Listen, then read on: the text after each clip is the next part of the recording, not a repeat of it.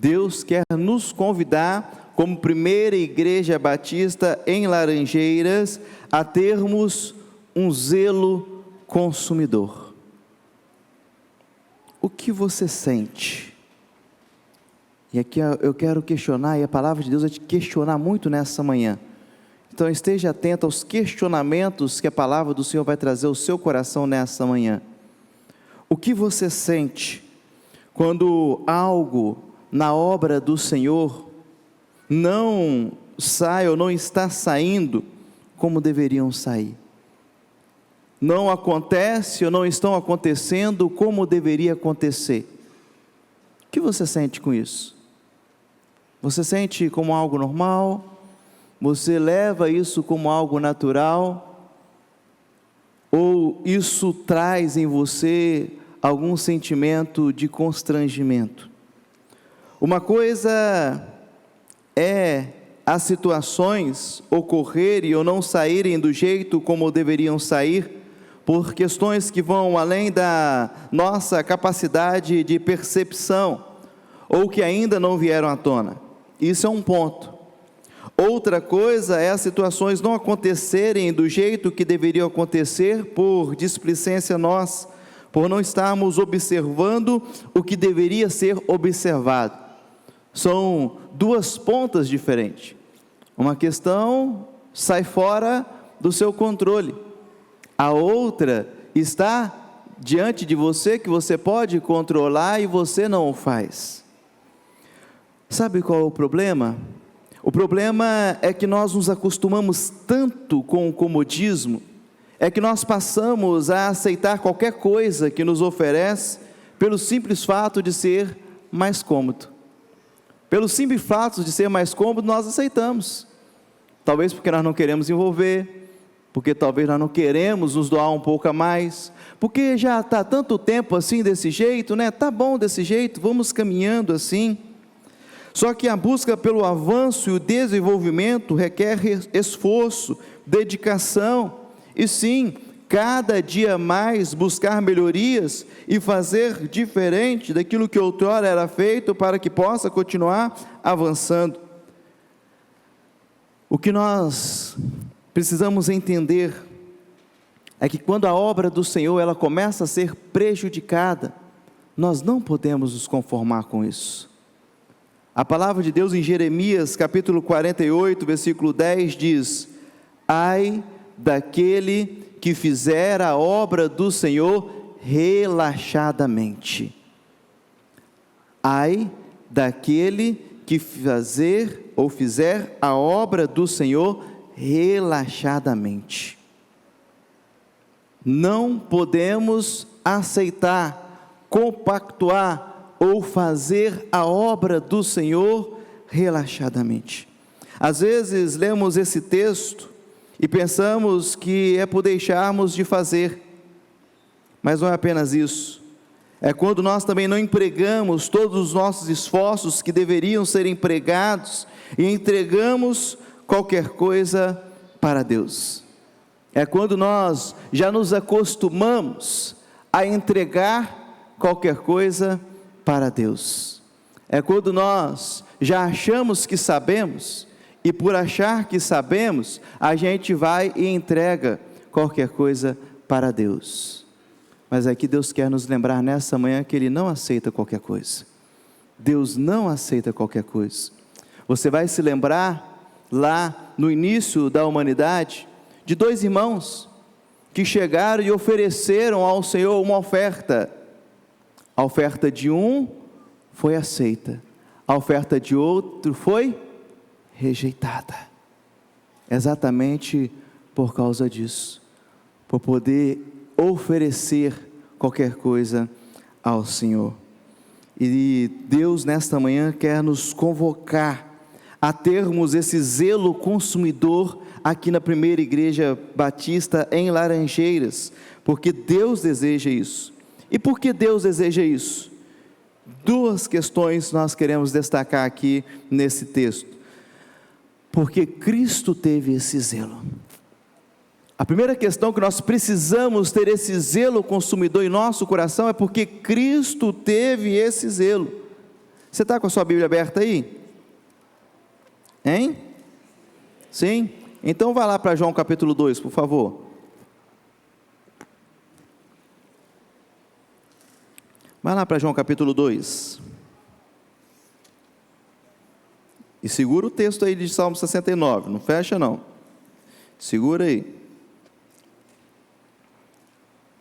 Aproveitar que já é manhã de escola bíblica dominical, você fica com a Bíblia aberta aí para folhear alguns versículos bíblicos, né? Porque a escola bíblica dominical é isso, tem que estudar a Bíblia, tem que folhear a Bíblia. Se o seu professor não está folheando a Bíblia lá, você pode chamar a atenção dele. A Bíblia tem que rodar para lá e para cá, a escola bíblica dominical, né? Então, já fica o alerta aí. João capítulo 2, amém? Versículo 13, tá? Olha o que diz. Ao aproximar-se a Páscoa dos judeus, Jesus subiu para Jerusalém e encontrou no pátio do templo os que vendiam bois, ovelhas e pombas, além dos cambistas ali sentados. Fez então um chicote de cordas e expulsou todos do pátio do templo, bem como as ovelhas e os bois, e esparramou o dinheiro dos cambistas e revirou as suas mesas. Então disse aos que vendiam as pombas: tirai essas coisas daqui, não façais da casa de meu pai um mercado. E seus discípulos lembraram-se do que está escrito. O que eles lembraram do que estava escrito? Eles se lembraram da palavra de Deus. Eu não sei se você já havia feito essa conexão, mas aquilo que eles se lembram aqui é exatamente Salmo 69, versículo 9, a parte A. Não foi Jesus que lembrou eles, mas foi a atitude de Jesus, quando Jesus ele chega ali. Interessante é que Jesus se revolta com o que estavam fazendo na casa do seu pai, e nós observamos aqui que naquele momento, naquele tempo ali, era porque havia virado um comércio a casa de Deus, mas poderia ser qualquer outra coisa, poderia ser qualquer outra situação em que a casa de Deus, ou que a obra do Senhor estivesse desvirtuado os seus propósitos. É como se aquilo que os objetivos pelo qual o templo, a obra do Senhor fosse estabelecido, não estivesse mais sendo cumprido. Então ele trabalha ali com eles, e os discípulos lembram: olha, está escrito isso que o mestre fez aqui nessa manhã. E aí se lembram lá desse escrito, desse salmo que diz: olha, o zelo pela tua casa me consome. Eles se lembram disso. Somos sabedores, irmãos, que a conotação, o significado do templo hoje para nós é diferente daquilo que era na época de Cristo. Afinal, os templos sim são outros, o contexto é outro, mas isso não implica em sermos displicentes.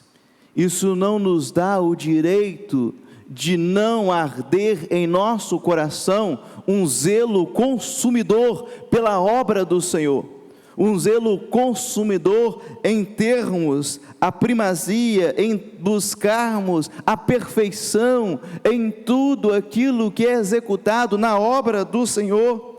Não podemos permitir com que a obra do Senhor seja feita relaxadamente em quaisquer aspectos que sejam.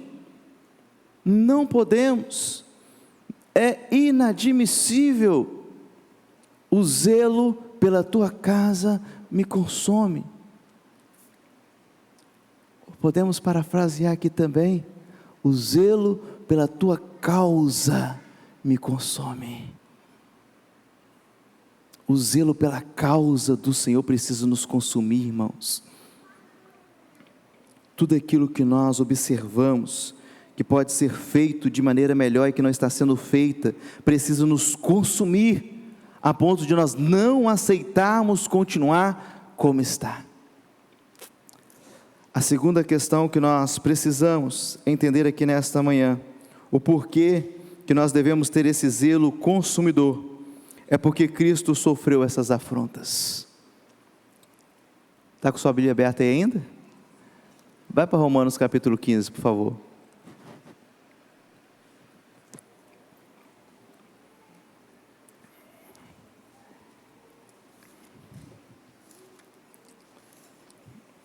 Se em João, capítulo 2, versículo 17, nós observamos e vemos aqui a parte A do versículo 69 dos Salmos, do versículo 9 do Salmo 69, Romanos capítulo 15, versículo 3, diz assim: porque também Cristo não agradou a si mesmo, mas como está escrito, está comigo aí? Almeida século 21, vamos lá? Porque também Cristo não agradou a si mesmo, mas como está escrito, se João, capítulo 2, 17, os discípulos lembram ali da parte A, do versículo 9 do Salmo 69, Romanos capítulo 15, versículo 3, ele está relembrando a parte B do mesmo Salmo 69, versículo 9, aqui é um princípio que nós pastores sabemos muito bem disso, não estou vendo aqui, que quando algo é repetido mais de uma vez na Bíblia, é porque existe um princípio ali que quer se trazer a relevância e a importância daquele princípio estabelecido pelo Senhor. Então aqui existem dois momentos que o Salmo 69, que já foi escrito no passado, é citado tanto pelos discípulos de Jesus, como por Paulo, escrevendo a sua carta aos Romanos. Então isso quer dizer para nós, irmãos, que é um princípio que nós precisamos estar atentos quanto a isso. Nós não podemos passar por ele e achar que é algo normal, que é algo natural, ou que é algo sem relevância, não. Ele está dizendo aqui, olha, o zelo pela tua causa me consome. Por quê? Nós precisamos ter esse zelo, porque primeiramente, como nós vimos, Cristo teve esse zelo, e em segundo lugar, Cristo sofreu as afrontas, para que esse zelo pudesse existir em relação à causa do Senhor. O texto diz que Cristo não agradou a si mesmo, ele não buscou agradar a si mesmo, para cumprir a causa que Deus assim havia estabelecido para ele, ele não se preocupou em agradar a si mesmo. As afrontas dos que ofendiam caíram sobre ele, ou seja, aqueles que estavam afrontando a obra, a causa e tudo mais, aquilo que entristecia ao Senhor, caía sobre ele, para que pudesse assim levar a uma nova oportunidade, um novo nível. E aqui Cristo está dizendo que por causa do zelo em realizar a obra de seu Pai que lhe havia designado, ele não buscou agradar a si mesmo, mas as afrontas do que afrontavam a Deus passaram a ser as suas afrontas. O que precisamos aprender aqui, irmãos, é que o zelo pela obra do Senhor tem que ser tão grande em nós, a ponto de sentirmos Deus sendo afrontado por causa do nosso desleixo, ou por causa do desleixo que às vezes tem acontecido na obra do Senhor. Não podemos nos conformar com o que está bom, não podemos nos conformar com o que está bom, porque o bom é inimigo do ótimo, o bom é inimigo do ótimo. Não se conforme com o bom. Ah, mas está bom assim, né? A gente chegou até aqui desse jeito, né? Glória a Deus, aleluia, está bom assim. Não, irmãos, não está bom. Para Deus tem que ser o melhor. Para Deus tem que ser o melhor. Seja o primeiro a se cobrar. Seja o primeiro a se cobrar. Ah, pastor, mas tem muita coisa. Eu não dou conta de fazer aquilo que é o melhor para o Senhor, mas como dizem por aí, né? Feito é melhor do que perfeito. Oh, mentira de Satanás, irmãos, isso é clichê de academia. Isso aí é linguagem de coach, irmãos. Feito é melhor do que perfeito, né? Isso na academia pode talvez funcionar, na linguagem de coach talvez pode funcionar, mas na obra do Senhor, não. Lembra do início? Ah, como assim, pastor, isso não cabe? Só lembrar do início da ilustração não, daquilo que eu lembrei do texto bíblico do início. Caim e Abel ofereceram o quê? Alguém deixou de oferecer oferta ao Senhor ali? Feito é melhor do que perfeito, né? Amém, entregou, amém, Deus aceita, né? Já que feito é melhor do que perfeito, eles se entregaram ali, fizeram oferta ao Senhor. Está vendo como isso para Deus não resolve, irmãos? Isso para Deus não resolve. A diferença, para Deus tem que ser o melhor, para Deus tem que ser o melhor. Se nós não estamos dando conta, irmãos, mas isso talvez tenha afetado a obra, ou até mesmo em algumas áreas da minha vida, da minha família, do meu desenvolvimento pessoal, da minha saúde. É melhor diminuir para fazermos o melhor para o Senhor. É melhor diminuir. Sabe por quê? Lembre-se de uma coisa, 2 frases que eu tenho do pastor José Campanhã. A primeira é o bom inimigo do ótimo. A segunda é que o menos é mais. O menos é mais.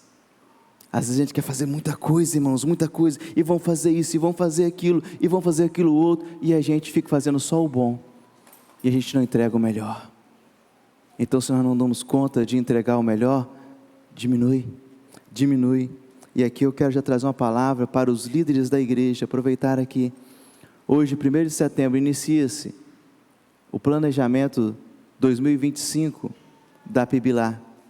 Os líderes de ministérios da igreja sabem disso. Nós já nos reunimos, já falamos, a partir de hoje até o dia 15, todos os departamentos da igreja estarão se programando o calendário 2025. A partir então do dia 16 ao dia 30 de setembro, estarão produzindo o orçamento 2025. E aqui eu trago uma palavra para os irmãos: o menos é mais. Não fique inventando programações, irmãos. Não fique inventando eventos. Não fique inventando muita coisa, poder você colocar que eu fiz isso, que eu fiz aquilo. Não, o menos é mais, é tempo de diminuir. A palavra aqui agora é diminuir, irmãos. Vamos diminuir, vamos fazer menos, mas vamos fazer com qualidade. Vamos entregar o nosso melhor ao Senhor. Porque às vezes a gente fica fazendo um monte de coisa, irmãos, enche o calendário para poder dizer quem está fazendo as coisas. Aí daqui a pouquinho, eu estou cansado, eu estou morto disso. E aí você pergunta: e aí, como você está? Ah, glória a Deus, foi bênção, né? Mas estou cansado, eu estou isso, eu estou aquilo. E aí, mas aí, como é que foi o evento? Foi bênção, pastor e tal. Quantas almas para o Senhor Jesus? Quantas almas para o Senhor Jesus? Quantas pessoas você está discipulando e conduzindo essa pessoa a Cristo? Não, pastor, mas eu fiz isso, eu fiz aquilo. Não. Quantas almas, Senhor? Quem você está discipulando? Olha, eu estou orando para essa pessoa, eu estou caminhando com essa pessoa, eu estou conduzindo essa pessoa a Cristo, eu estou discipulando ela. É tempo de nós começarmos a diminuir eventos, programações e atividades, para voltarmos o foco naquilo que Cristo assim chamou a sua igreja para fazer. Cristo não chamou a sua igreja para ficar fazendo eventos, para ficar fazendo retiros, programações, isso e aquilo, irmãos. O Senhor Jesus chamou a sua igreja para fazer discípulos. É para isso que Ele chamou, irmãos. Quando Ele voltar para poder buscar a sua igreja, não perguntar quantos retiros nós fizemos, quantos congressos nós realizamos, quantas situações que nós fizemos, é perguntar quais os discípulos que vocês fizeram. Isso aqui, irmãos, e discípulo é feito no contato 1 a 1, o discípulo é feito no dia a dia. Discípulo não é feito, irmãos, em massa. Discípulo não é feito de escala industrial. E para isso nós precisamos enxugar, irmãos, enxugar, porque às vezes a gente fica aqui de segunda a segunda, de domingo a domingo, cheio de programações, e aí nós não permitimos com que a membresia da igreja tenha tempo para poder ter um tempo de qualidade com a sua família, ter um tempo de desenvolvimento pessoal, e aí como que ela vai ter tempo até mesmo para poder discipular alguém ao longo da semana, sendo que ela está aqui de domingo a domingo, de segunda a segunda. E aí a gente quer trazer isso. Não, irmãos, nós precisamos virar essa chave, parar de focar em eventos, parar de focar em programações, parar de focar em tantas outras coisas secundárias que nós colocamos como primárias na vida da igreja. O nosso foco é vida, o nosso foco é gente, o nosso foco é fazer discípulos. Foi para isso que o Senhor Jesus chamou a sua igreja. Aí a gente demanda a maior parte do nosso calendário fazendo isso, aí isso automaticamente demanda rios de dinheiro para poder ficar movimentando esses eventos e essas programações, e nós não focamos naquilo que é de fato, e tem que ser de fato, a nossa prioridade, irmãos. Mas para isso nós precisamos olhar onde estamos errando. Se aquilo que estamos fazendo tem sido peso, irmãos, se ao final de alguma programação, algum evento, o que vem é cansaço, o que vem é peso, e a gente fala assim: glória a Deus e aleluia, mas eu estou quebrado. Ah, mas eu tenho que programar outro, isso, aquilo, mas eu não tenho tempo. Algo está errado. Jesus diz que tomai sobre vós o meu jugo, porque ele é suave e meu fardo é leve. Tem que ser leve, irmãos. Por fim, quero dizer que essa palavra tem me consumido muito nos últimos tempos. Quando eu tenho visto que nós, como igreja, eu falo no modo coletivo, nós temos falhado em muito disso, em muitas áreas. Nós precisamos buscar o melhor ao Senhor. O zelo pela obra do Senhor precisa nos consumir. Eu tenho tido algumas reuniões com a diretoria, tenho reunido separadamente com o vice-presidente, com a tesouraria, com a secretaria. E essa semana eu até falei com um deles: olha, se o pastor estiver ficando chato demais nisso, você me fala, mas eu não posso abrir mão daquilo que o Senhor está me conduzindo a levar à igreja. A gente precisa levar a igreja a viver a excelência, não, a perfeição na obra do Senhor. A perfeição na obra do Senhor. Nós precisamos caminhar nisso. O zelo pela obra do Senhor tem me consumido, irmãos. Tem me consumido. Quando a gente observa algumas questões, que a gente vê que pode ser melhor, pode ser feito melhor, e às vezes é feito de forma displicente, isso tem me consumido. Mas eu quero convocar a igreja a mudar essa chave, mudar esse foco, e volto a dizer, estamos agora a partir de hoje, em elaboração do calendário 2025, enxugue o que precisar ser enxugado, irmãos, enxugue o que precisar ser enxugado, não invente programações. O desejo do pastor é que, se possível for, corte, entendeu? Para que aquilo que formos focar, vamos focar em fazer o melhor, mas não apenas por fazer, mas para que nós venhamos não ter tempo de folga, irmãos, mas venhamos ter tempo de qualidade, para nós desfrutarmos, sim, junto com a nossa família, desfrutarmos, sim, para ganharmos e discipularmos vidas ao Senhor Jesus. Não sei se os irmãos perceberam, eu comecei o ano passado e falei o meu foco ministerial sobre discipulado. Esse ano eu não falei sobre isso, porque o foco era outro. Mas por quê? Porque nós precisamos caminhar para que a estrutura da igreja venha servir a missão e não o contrário. Nós estamos tendo um desequilíbrio, nós estamos tendo uma missão que tem servido a estrutura e não o contrário. A estrutura que a igreja tem que ser utilizada para servir a missão e não o contrário, senão o foco está invertido. E para isso nós precisamos ter esse equilíbrio, irmãos, nós precisamos ter esse equilíbrio, senão a gente fica aqui, olha, aí um dia é o marido, outro dia é a esposa, outro dia é o filho, outro dia é ensaio disso, é ensaio daquilo outro, é isso, aquilo outro, e aí a própria família não está se reunindo mais, e a gente fala que somos família, isso e aquilo. Não, irmãos, nós precisamos cuidar também, mas a gente precisa cuidar não sufocando, não trazendo peso, porque a obra do Senhor precisa ser leve. Que o Senhor Deus nos ajude a caminharmos para fazer sempre o melhor para Ele, e que o zelo por sua obra e por sua causa sempre queime em nossos corações. Amém, igreja? Que essa palavra chegue no seu coração, que o Espírito Santo do Senhor mexa essa palavra no seu coração, mexa aí com a sua estrutura, trabalhe aquilo que precisa ser trabalhado, mova aquilo que precisa ser movido, mas que você não venha se contentar com o bom, que você venha buscar sempre o melhor, lembrando-se sempre que o menos é mais para a glória do Senhor. Amém? Deus, obrigado, Pai, por essa palavra do Senhor, essa palavra que o Senhor traz ao nosso coração de orientação para as nossas vidas e para a Tua igreja, para a Tua obra neste lugar. Portanto, ó Deus, eu quero pedir ao Senhor que o Senhor possa estar cuidando de nós, que o Senhor possa estar nos direcionando, e que o zelo pela obra, a causa do Senhor, queime em nossos corações, Pai, que nós não venhamos, ó Pai, nos conformar e entregarmos a Ti, ó Deus, ofertas de Caim, mas que nós possamos entregar a Ti ofertas de Abel, que sejam agradáveis aos Teus olhos, Pai. Deus Todo-Poderoso, retire de nós, ó Pai, todo o comodismo, retire de nós, ó Deus, e reprograme, ó Deus, a nossa mente, para podermos, ó Deus, estarmos conectados naquilo que o Senhor quer fazer, e tire todo o ativismo, ó Pai, para que o nosso coração esteja focado na missão, Pai, e que, ó Deus, nós possamos parar de trabalhar em prol da estrutura, e que a estrutura venha trabalhar em prol da missão, Pai.